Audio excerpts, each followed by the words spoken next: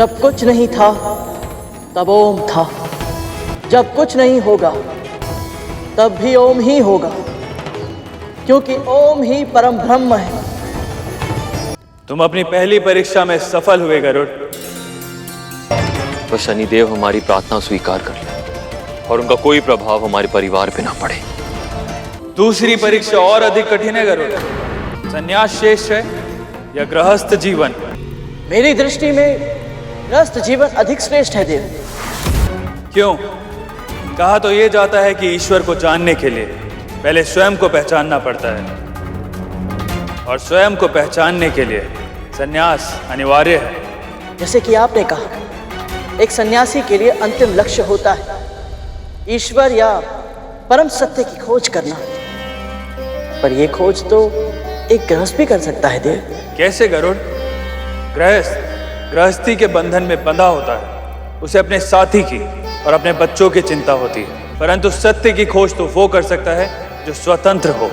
किसी की चिंता करना बंधन नहीं, प्रेम होता है देव। क्षमा करे देव, यदि प्रेम निस्वार्थ भाव से किया जाए तो बंधन नहीं होता। ऐसा मानने के लिए तुम स्वतंत्र हो गरुड़, पर इसको सिद्ध करने के लिए कोई उदाहरण दे सकते हो? अपने पिता सूर्यदेव का प्रेम देखिए शनिदेव। चाहे फूल हो या कांटे, सूर्यदेव समान रूप से सभी को अपनी धूप, अपनी ऊर्जा देते हैं ताकि संसार को जीवन शक्ति मिल सके।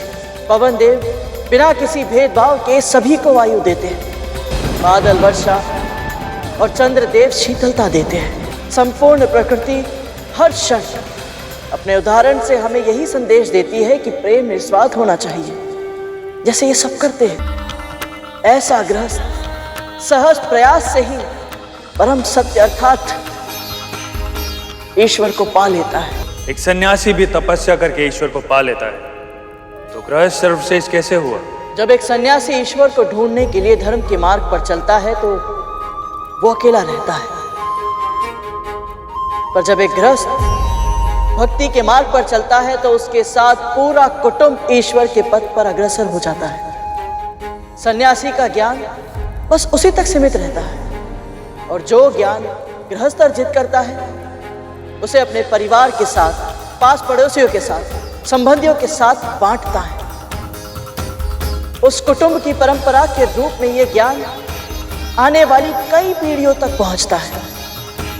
इसीलिए मेरा मानना यह है देव कि सन्यासी आदरणीय होता है, पर उससे भी कहीं अधिक श्रेष्ठ गृहस्थ होता है।